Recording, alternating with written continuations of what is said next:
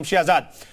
अब आगरा को लेकर के भी ये विवाद है कि वहां पर जामा मस्जिद के अंदर केशव जी की मूर्तियां जो हैं, केशव देव जी की मूर्तियां वो दबी हुई हैं और उसे निकालने की प्रक्रिया का पालन कराने के लिए कोर्ट में गए हैं देवकीनंदन ठाकुर जी।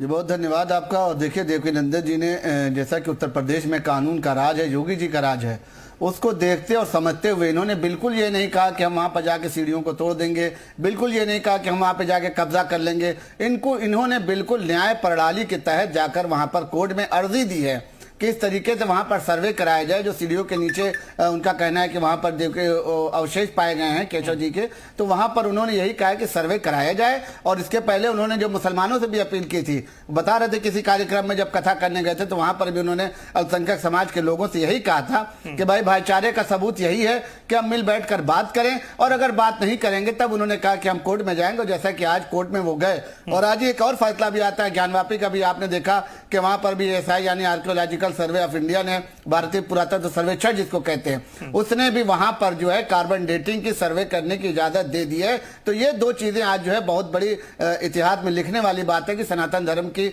दो जीत आज जो हुई है, ये बहुत बड़ी ऐतिहासिक जीत इसको माना जाता है। और वहां पर खुशियां भी बांटी गई हैं। तो इस तरीके से कानून का पालन करते और हमारी पार्टी कानून पे विश्वास रखती है, संविधान पे विश्वास रखती है। जो कानून तय करेगा, जो साक्ष्यों के आधार पर, सबूतों के आधार पर, जैसा कि आपने देखा राम मंदिर अयोध्या का फैसला हुआ, सबने सर्वसम्मति के साथ इस फैसले को माना। तो हम यही कहना चाहेंगे अपनी पार्टी से और दूसरे लोगों से भी यही कहना चाहेंगे, या तो मिल बैठकर बात कर लें और मिल बैठकर अगर कोई हल निकलता है तो उस हल को पूरा करें और हिंदुस्तान में जो अमन चैन का, जो भाईचारे का माहौल बना हुआ है उसको कायम रखें। और अगर इस पर आप नहीं तैयार होते, कोर्ट के माध्यम से आप चाहते हैं, तो कोर्ट आपके लिए भी खुला है। कोर्ट ने आपसे भी आपत्ति मांगी है। अगर आप आपत्ति देते, सबूत देते, साक्ष्य देते हैं, तो आपकी बात भी सुनी जाएगी। और कहीं से भी ऐसा नहीं है कि योगी सरकार या मोदी सरकार किसी पर दबाव बनाकर कोई काम करे या जबरदस्ती कोई काम करे। यह पूरी तरीके से साबित हो चुका है। कुंदन जी ठीक है। शहजाद अब्बास साहब, इसमें सरकार का कोई रोल नहीं है। सीधे तौर पर देवकीनंदन ठाकुर जी अदालत गए हैं, उनका मानना है कि वहां पर मूर्तियां जामा मस्जिद की सीढ़ियों पर दबाई गई हैं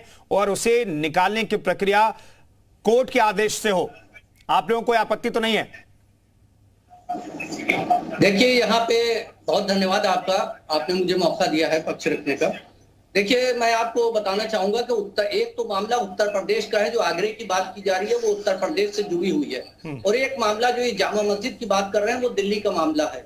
दोनों अलग अलग मामले हैंगे, तो दोनों अलग अलग बात होना ज्यादा बेहतर होगा। तो आपको बताना चाहूंगा कि ये पूरा स्टंट जो है वो 2024 का है। भारतीय जनता पार्टी नहीं, एक जामा मस्जिद जो है आगरा में भी है सर, उसका जिक्र कर रहे हैं कि वो मथुरा से मंदिर तोड़ा गया, वहां से मूर्तियां लाई गई, वहां पर दबाई गई सीढ़ियों पर। आप कहिए सर। उन्हें नंदन जी ने जो है वो जामा मस्जिद कहा था, तो मैंने ठीक है समझा उसी को। देखिए, 2024 का चुनाव है, उसके लिए भारतीय जनता पार्टी अपने सारे हथकंडे अपनाना चाहती है। उसके लिए उसने मुस्लिम लोगों को भी छोड़ रखा है। जो मुस्लिम जो भारतीय जनता पार्टी में नेता हैं, ये जो बैठ रहे हैं प्रवक्ता बनके, ये सब जो है भारतीय जनता पार्टी के छोड़े हुए लोग हैं जो मुसलमानों को बदनाम करने का काम कर रहे हैं। हम बात करना चाहते हैं उत्तर प्रदेश के अंदर कि आप धार्मिक मुद्दों के अलावा जो आपने वायदे किए थे 6 साल के अंदर, भारतीय जनता पार्टी की जो उत्तर प्रदेश में सरकार चली है उस पर क्यों नहीं बात की जाती?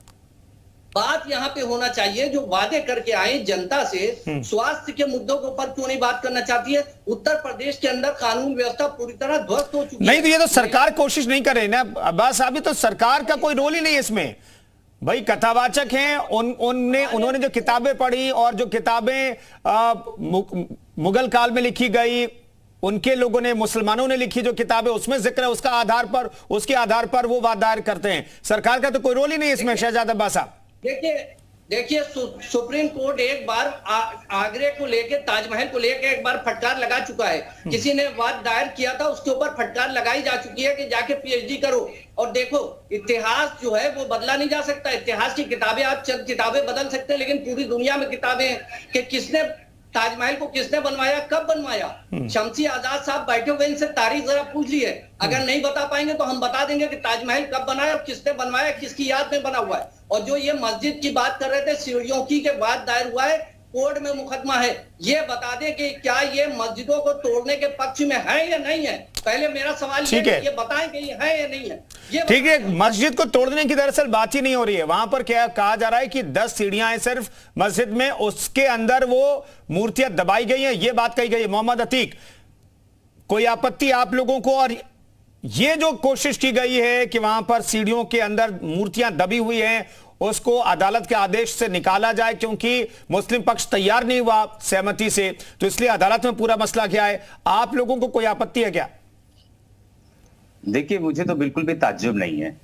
मुझे तो पहले से इस बात का यकीन था, जिस तरह से कर्नाटक में इनकी सरकार चली गई, उस तरह से तो इनको अपने सारे के सारे हथकंडे या जो स्पॉन्सर्ड लोग, जो कि चाहे अपने प्रवक्ता हो, चाहे भगवा ब्रिगेड हो, उसको तो इनको लगाना ही लगाना था, क्योंकि पोलराइजेशन की जो है पॉलिसी अब चलनी पड़ेगी, क्योंकि कर्नाटक जैसा किला इनका ढह चुका है। लिहाजा अब इन्होंने जो अपने स्पॉन्सर्ड लोग हैं, देवकी नंदन कथावाचक हैं। इससे पहले वो कहते हैं 5 बच्चों से ज्यादा पैदा करिए, फिर हिंदू राष्ट्र बनाइए, और फिर जो है सनातन ट्रस्ट बनाइए, ऐसे विवादित बयान देते रहे हैं और हिंदुस्तान की जो रूह है उसको मजरूह करते रहे हैं। हिंदू मुस्लिम भाईचारे को हमेशा ठेस पहुंचाते रहे हैं। उनको कथा वाचना चाहिए। कथावाचक जो होता है उसका दिल तो बिल्कुल साफ होता है। देखिए, दरअसल बात ये, हमें आपत्ति इसलिए भी है क्योंकि ये जो लोग हैं जो ढोंग करते हैं, वो लोग पहले पॉइंट आउट किसी चीज को करेंगे। जैसे आप नहीं अतीक साहब, मैं ये जानना चाहता हूं, सच्चाई तो सामने आनी चाहिए ना। अगर कोई सच्चाई है तो सामने आनी चाहिए ना। नहीं, सच्चाई के लिए तो आप ताजमहल में भी गए थे ना, वहां तो पीएचडी करवाने की मांग करी गई है। तो पीएचडी कर रहा है, कौन कर रहा है पीएचडी, मुझे बताइए। आप ये बताइए कि ये लोग पहले पॉइंट आउट कुछ कहते हैं, पहले हम श्रृंगार गौरी का हक चाहिए हमको। जब श्रृंगार गौरी का मामला कोर्ट जाता है तो फिर वो कहते हैं श्रृंगार गौरी नहीं, हमें वजूखाने के अंदर शिवलिंग मिल गया है, हम शिवलिंग की बात करेंगे। उसके बाद जब शिवलिंग की बात आती है तो आप कह रहे हैं कि हम तहखाने में जाएंगे। ये आज सीढ़ियों की बात कर रहे हैं, कल आंगन की बात करेंगे, कल मिंबर की बात करेंगे, फिर पूरी मस्जिद की बात करेंगे। ये जो लोग हैं जो हिंदुस्तान में वैमनस्य फैलाने की बात कर रहे हैं, उनको अब बख्शा नहीं जाएगा। मुस्लिम लीग इनका घेराव करेगी, कानूनी तौर पे इन पे मुकदमे करेगी कि हिंदुस्तान में भारतीय जनता पार्टी के जो लोग हैं स्पॉन्सर्ड। ठीक है, शमशी आजाद कुछ कहना चाह रहे हैं, जल्दी से शमशी जी।